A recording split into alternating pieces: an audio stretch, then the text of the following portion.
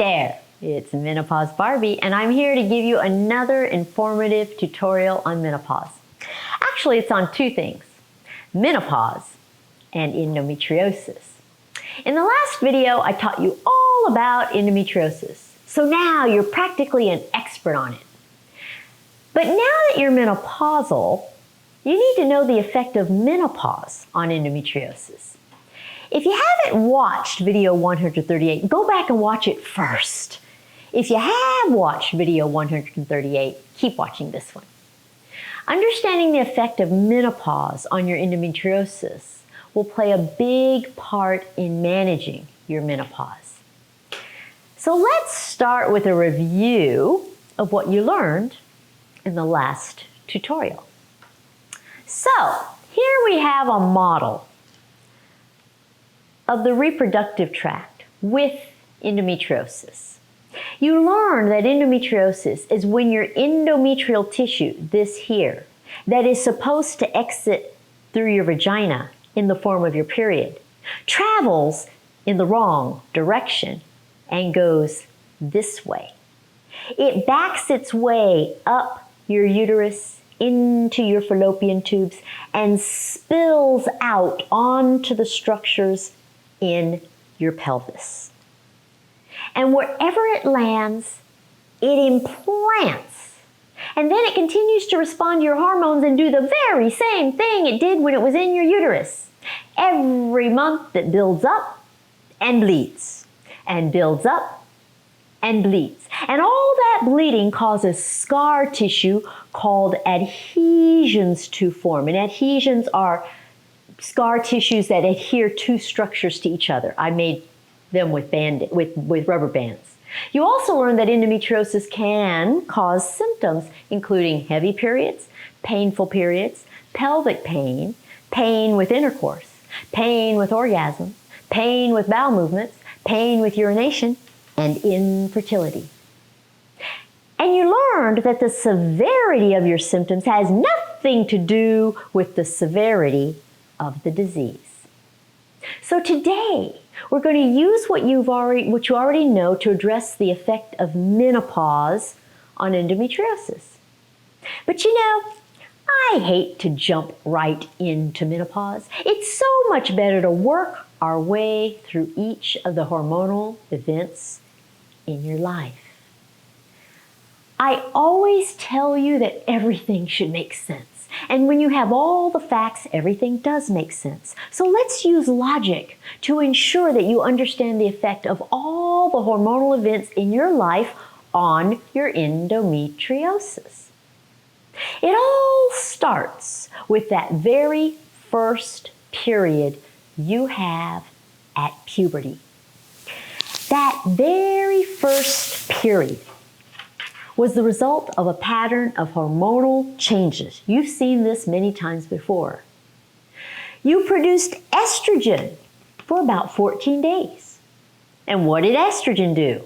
It thickened the lining of your uterus called your endometrium. It made it thick.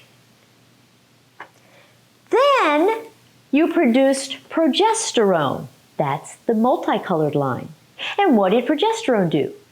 Progesterone kept this lining thick so that if you got pregnant, you'd have a cushion for the fertilized egg. But when you didn't get pregnant, the progesterone dropped suddenly, and that caused your endometrium to shed, so it got thin. This is what's happening every single cycle, thick to thin. And your first period consisted of that shed endometrial lining exiting out of your vagina. So it went in this direction. Now, if a little bit of that endometrium got confused and traveled backward up your fallopian tube and dripped out the end of your fallopian tube, it would have implanted wherever it landed. Okay, it would have gone this way and out and dropped and implanted. If that had happened, it would have been the beginning of endometriosis. So endometriosis became possible with your very first cycle. Your cycle is the culprit. Now let's move on to the next stage. After that first cycle, what happened?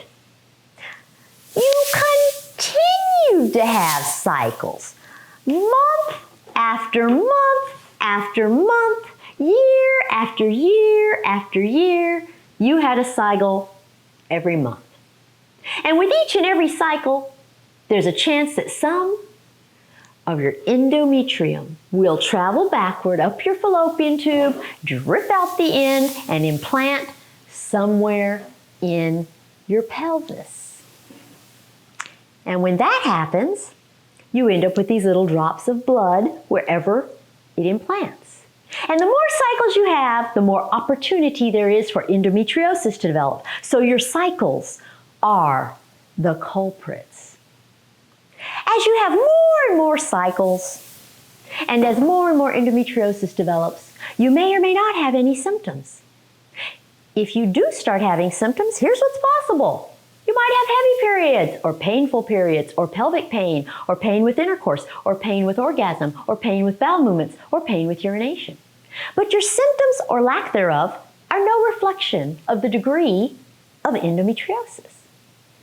If you continue to have period after period, month after month, year after year, you may discover that you're infertile. And that's because infertility can be one of the consequences of endometriosis. But let's say that you get to the next phase and you do get pregnant. What happens then? Well, your menstrual cycles stop. With no menstrual cycles to feed your endometriosis, it doesn't progress. Now notice that I said it doesn't progress. I did not say that it goes away. It just stops getting worse. Any endometriosis you already have may remain. It just becomes inactive during the pregnancy. You see, endometriosis thrives on the cycle. First, it needs estrogen to rise. Second, it needs progesterone to rise. And third, it needs progesterone to drop in order for it to thrive. It needs those three things to happen: rising estrogen, rising progesterone, and dropping progesterone. Pregnancy involves none of those things on a cyclic basis. During pregnancy, you have high, sustained levels of hormones. Your uterine lining is already built up, and it stays built up for the entire duration of the pregnancy. There is no bleeding of your uterine lining, so there is no bleeding of your endometriosis. So pregnancy produces a break in the action. It puts the brakes on your endometriosis. Now let's say you then breastfeed for a year. You know, producing breast milk is hard work for your body. It has enough to do without worrying about creating cycles. Mother Nature has a way of protecting newborns, and one of the ways she does this is to make it so that you feed the baby you've got rather than getting pregnant with another one right away. So most women who breastfeed don't have periods. Their body takes a break from the cyclic action of hormones and periods. And once again, the break in the cycles produces a break in the development of endometriosis. So the longer you breastfeed and have no periods, the longer your endometriosis stagnates. Notice, I didn't say it goes away. I said it stagnates and stays as is. Okay, so after the pregnancy and breastfeeding, you go back to having your monthly cycles. And guess what happens to your endometriosis? It starts to thrive again. And with each period, it may get worse. The cycles are the culprits. Next comes perimenopause. Now, perimenopause is a drop in progesterone. It's this drop here. It's this period of time right here. During perimenopause, you still have periods, but they're wacky. And they're wacky because this hormone pattern is wacky. The progesterone is low, your estrogen is still high, but you still have periods. And with each period, there is still the potential for some of that endometrial tissue to travel backward up your fallopian tubes and spill out into your pelvis as endometriosis, right? There's still the potential for that to happen and everything to go the wrong way. But perimenopause also involves skipping some periods.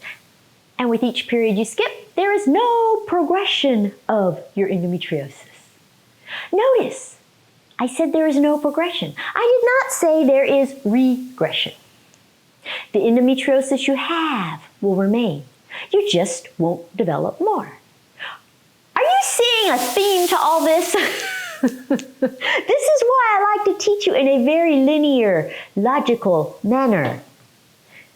Finally, we get to post-menopause. And with post-menopause, your estrogen and progesterone are kaput. You have no cycles. The hormones are down, low, and gone forever. With no cycles, you have no periods. And with no periods, there's no opportunity for your endometriosis to progress. That means no new endometriosis will develop. But what do you think happens to any endometriosis that is already there? Do you think it stays the same? Or do you think it changes? And if you think it changes, how does it change? With no hormones to feed it, do you think it shrivels up and disappears? And what about the symptoms associated with endometriosis? Do you think they cease? Questions. Well, the answer is simple. When it comes to endometriosis, anything is possible. This disease is one that causes physicians to scratch their heads a lot. And that's because it's really difficult to predict much of anything when endometriosis is present. Theoretically, endometriosis should settle down and be less of a problem when your cycles stop at post-menopause. That would be logical, right? But it doesn't always happen that way. Some women stop having all their symptoms of endometriosis. But some women continue having symptoms of endometriosis. And for some women, their endometriosis symptoms actually get worse. It's really a wait-and-see situation. And no two women are alike. Do not assume that your endometriosis will behave like your mother's or your sister's or your friends. You have to individualize your situation and address your endometriosis specifically as it pertains to you. You know, women hate it when they hear that. They want to believe that menopause will make their endometriosis just go away. They even want to look forward to menopause in hopes that their endometriosis will go away. Well, I'm sorry that it's not that straightforward, but it just isn't. And the majority of women get some relief, but some do not. But endometriosis does not turn into cancer. Okay, that's one thing you need to understand. This has nothing to do with any kind of cancer. Totally separate from any kind of cancer. Okay? So here's what you've learned today about endometriosis. It's all due to cycles. The more cycles you have, the more likely you will have endometriosis. Anything that interrupts your cycles will stop progression of your endometriosis, but will not reverse what's already there. But darn it, when postmenopause arrives, there are no guarantees. Your endometriosis can regress, stay the same, or possibly get worse. It's just not fair. So that does it for the effect of menopause on endometriosis. In the next video tutorial, I'll discuss whether or not you can take HRT if you have endometriosis. I know that's the next burning question on your mind. If you need me to do a one-on-one consultation to discuss your endometriosis, schedule one at menopausetailored.me. You don't have to be menopausal. I do consultations with women, men, adolescents, not with pets, okay? Anytime, any gynecologic issue you want to talk about, we can do.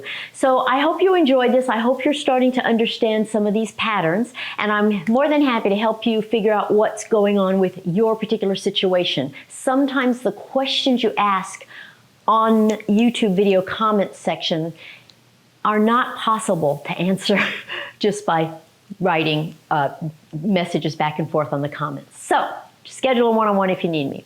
Okay, that's it. In the meantime, follow me and subscribe. I will see you in 1 week. Bye.